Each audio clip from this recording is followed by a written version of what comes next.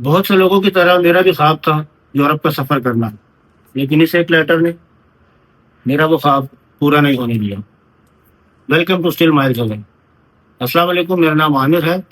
आज की वीडियो में मैं आपको बताऊंगा कुछ वो बातें, कुछ वो वजूहात जिनकी वजह से मैं अपना वीज़ा हासिल नहीं कर सका। अगर आप भी ये गलतियां कर रहे हैं तो इस वीडियो को ज़रूर एंड तक देखिएगा। इस वीडियो में वो सारी मालूमात, वो सारी इन्फॉर्मेशन दूंगा जो खुद मैंने एक्सपीरियंस की। मैं मौजूद हूँ इस वक्त एक गल्फ कंट्री में और यहीं से मैंने अपना वीज़ा अप्लाई किया था। चलिए इस रिजेक्शन लेटर को ओपन करते हैं और मैं आपको बताता हूँ कि इसमें क्या क्या रीज़न लिखे होंगे। अगर आप भी वो गलतियां कर रहे हैं तो इन गलतियों से बचें ताकि आप आसानी से अपना वीज़ा हासिल करके अपने ड्रीम कंट्री में ट्रैवल कर सकें। 2 पेज का ये रिजेक्शन लेटर है जिसमें 2 रीजंस लिखे होंगे। ये अगर आप देख सकें तो ये इसके ऊपर स्टैम्प भी है एम्बेसी की, और ये 2 रीज़न है वो। इन 2 रीजंस को मैं आपको पहले पढ़ के बताता हूँ कि इसमें रीजंस क्या लिखे हुए हैं। पहला रीजन है the information submitted regarding the justification for the purpose and conditions and intended stay was not reliable. हम इस पर बात करते हैं, ये पहला पॉइंट है। और दूसरा पॉइंट इन्होंने दिया है रिजेक्शन के रीजन में, there are reasonable doubts as to your intention to leave the territory of member states before the expiry of your visa। In 2 reasons की वजह से मेरा शेंगन वीजा रिजेक्ट हो गया। इसमें जो पहला रीजन इन्होंने डाला, वो रीजन डाला हुआ है कि मैं रिलायबल नहीं है मेरा ट्रैवल का जो रीजन है वो। अब रिलायबल क्या होता है कि मुझे इनविटेशन आता है एक ऑर्गेनाइजेशन की तरफ से 3 दिन के सेमिनार को अटेंड करने के लिए। अब मैंने एक कंसल्टेंट से रब्ता किया, उनसे थोड़ी असिस्टेंस ली और उन्होंने कुछ डॉक्यूमेंट्स मुझे रेडी करके दिए, जिसमें मेरा जो मेन डॉक्यूमेंट था वो था मेरा कवर लेटर। बाकी तो ज़्यादातर डॉक्यूमेंट्स मेरे कुछ पर्सनल और कुछ मेरी कंपनी की तरफ से इशू होने थे। वो सारे डॉक्यूमेंट्स मैंने पहली बार इतना करीब से इतने सारे डॉक्यूमेंट्स देखे तो मुझे लगा कि शायद इससे बेहतर फाइल किसी की हो नहीं सकती। और तब तक मुझे अंदाज़ा नहीं था कि कवर लेटर एग्जैक्टली क्या होता है, जो मुझे अब अंदाज़ा हुआ। तो कवर लेटर वो मेन चीज़ होती है आपके डॉक्यूमेंट्स में जो आपकी हर चीज़ को प्रेजेंट करता है। जितना स्ट्रॉन्ग, जितना ऑथेंटिक और जितना वेल एक्सप्लेन्ड आपका कवर लेटर होगा, उतने ही ज़्यादा आपके चांसेस होंगे आपका वीज़ा हासिल करने के लिए। तो मेरे कवर लेटर को जब मैंने पहली बार पढ़ा तो मुझे बड़ा मुनासिब लगा, अच्छा लगा पढ़ के कि इतनी सारी चीज़ें इसमें लिखी हुई हैं कि मेरा नाम, मेरा डेजिग्नेशन, मेरी डेट ऑफ ज्वाइनिंग और मैं क्यों जा रहा हूँ और मैं कब ट्रैवल करूँगा और मेरी फैमिली पाकिस्तान में है, मैं वापस आ जाऊँगा। ये था, ये तब था जब मैंने पहली बार अपना कवर लेटर पढ़ा। लेकिन जब आज उस कवर लेटर को पढ़ता हूँ तो वो कवर लेटर सिर्फ एक मेरा इंट्रोडक्शन था, इससे ज़्यादा कुछ नहीं था। आपके सारे डॉक्यूमेंट्स कितने भी अच्छे हो, कितने भी आपकी well settled, well maintained bank statement हो, आपका डेजिग्नेशन अच्छा हो, सैलरी अच्छी हो, बाकी सारे डॉक्यूमेंट्स आपके एक तरफ, लेकिन जो आपका कवर लेटर है वो आपकी मेन चीज़ होती है। तो कवर लेटर पे आपको 3 चीज़ें ज़रूर आपको बड़ी एक्सप्लेन करनी होती हैं। पहली चीज़ होती है आपका ट्रैवल का रीज़न, आप ट्रैवल क्यों करना चाह रहे हैं। अगर तो आप टूरिस्ट हैं तो ऑब्वियसली आप उसमें बहुत सी चीज़ें ऐड करेंगी, आप अपना ट्रैवल हिस्ट्री भी बाद में वो वेरीफाई करेगा एम्बेसडर कि आप कितना ट्रैवल कर चुके हैं, किस किस कंट्री में घूम चुके हैं। तो ट्रैवल एज अ टूरिस्ट वो नॉर्मल बात है, लेकिन जब आप ट्रैवल करते हैं किसी और पर्पज़ के लिए तो फिर आपको जस्टिफिकेशन, आपको रीज़न ज़्यादा एक्सप्लेन करने होते हैं।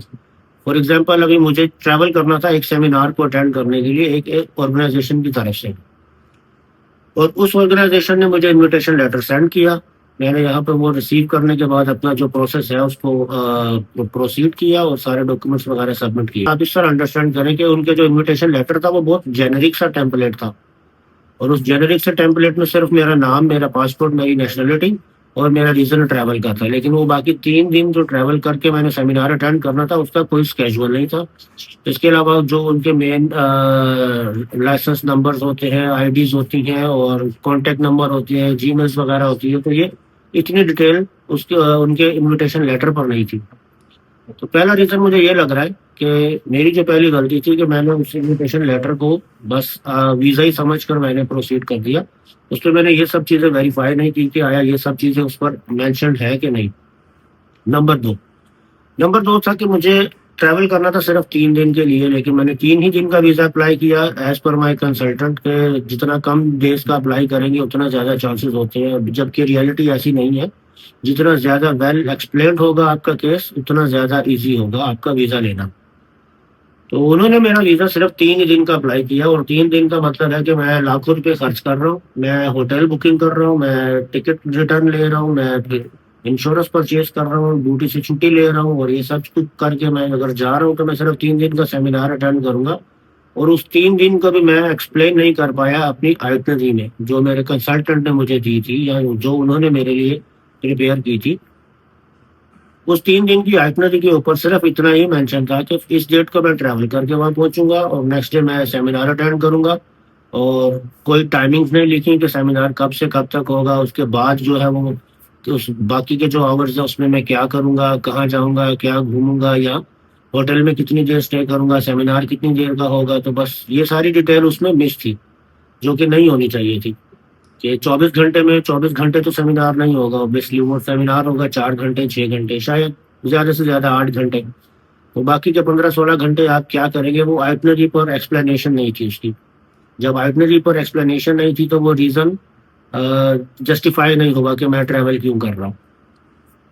तीसरा पॉइंट इसमें आ जाता है कि मेरे वापसी आने का, कि उसके ऊपर सिर्फ़ इतना ही मेंशन किया गया था मेरे कवर लेटर पर कि जी मेरी फैमिली पाकिस्तान में है और मैं वापस आऊँगा। मेरी कमिटमेंट्स है, मैं अपनी आके रीजॉइनिंग करूँगा अपनी जॉब को और मेरी फैमिली जो है वो पाकिस्तान है। यही बस एक रीज़न है मेरे वापस आने का, जो कि बिल्कुल सरासर अनजस्टिफाइड है। ये जस्टिफिकेशन ठीक नहीं है। तो मैं आपको एडवाइस यही दूँगा कि जब भी आप शेंगन वीज़ा अप्लाई करते हैं, तो ये 3 चीज़ों का आप ज़रूर ख़्याल कर रखें। जितना ज़्यादा वेल एक्सप्लेन्ड आपका कवर लेटर होगा, वही आपकी प्रेज़ेंटेशन है। आप नहीं होंगे पर आपका कवर लेटर ही आपकी मौजूदगी में सारा आपका हाल-अहवाल बता देगा कि आप क्या हैं। अगर आपके पास बैंक स्टेटमेंट अच्छा है, कंपनी के डॉक्यूमेंट्स कंप्लीट है, आपके अपने पर्सनल डॉक्यूमेंट्स कंप्लीट है, बट आपका कवर लेटर कुछ भी एक्सप्लेन नहीं कर पा रहा, तो आपकी फाइल प्रोसेस नहीं करेंगे, वो आपको रिजेक्शन में डाल देंगे। आपको रिजेक्ट करके आपका वीज़ा आपको लेटर इश्यू कर देंगे। तो बेहतर यही होगा कि इन 3 चीज़ों का आप बिल्कुल ख़्याल रखिए। अब देखिए, हो ये भी सकता था कि मैं 3 दिन अगर ट्रैवल कर रहा हूँ, तो मुझे चाहिए था कि मैं उसको थोड़ा-सा एक्सप्लेन करके 5 दिन का अप्लाई करता कि मैं फॉर एग्ज़ाम्पल 10 तारीख को ट्रैवल करूँगा, तो 10 को मैं रेस्ट करूँगा, चेक इन करूँगा, होटल में थोड़ा रेस्ट करूँगा और 11 को मैं सेमिनार अटेंड करूँगा, 12 को करूँगा, 13 को करूँगा, फिर 14 को मैं रेस्ट करके 15 को मैं ट्रैवल करूँगा वापस अपने सिटी में। तो अगर इस तरह होता और 2 दिन की मैं उनको आइटिनरी में एक्सप्लेनेशन अच्छी सी देता कि बाकी के 2 दिन में क्या करूँगा या 3 दिन के जो सेमिनार्स में टाइमिंग्स हैं वो क्या रहेंगी, क्या स्केड्यूल होगा और मैं जो बाकी चीज़ें हैं अच्छे से एक्सप्लेन कर पाता, तो मुझे नहीं लगता था कि इतने ज़्यादा डॉक्यूमेंट्स अटैच करने और सॉलिड फाइल बनाने से मुझे वीज़ा इश्यू ना होता। तो ये कुछ गलतियाँ थी जो मैंने की थी और मैं नहीं चाहूँगा कि यही गलतियाँ आप भी दोहराएँ और मैं जब तक दोबारा अप्लाई करता हूँ, जब तक मैं एक बार यूरोप ट्रैवल ना कर लूँ, जब तक मैं वहाँ पहुँच ना जाऊँ, तब तक मैं अपनी हर चीज़ से आपको अपडेट रखूँगा। आप किसी गल्फ कंट्री से अप्लाई कर रहे हैं, तो क्या-क्या डॉक्यूमेंट्स आपको चाहिए होती हैं, ट्रैवल हिस्ट्री कितना मैटर करती है, आपका कवर लेटर कितना मैटर करता है, आपके गल्फ कंट्री में कितने स्ट्रॉन्ग टाइज़ होने चाहिए। अगर आपको वीडियो अच्छी लगी हो, तो इस वीडियो को लाइक ज़रूर कीजिएगा और अगर आप चैनल पर नए हैं, तो इस चैनल को ज़रूर सब्सक्राइब कीजिएगा।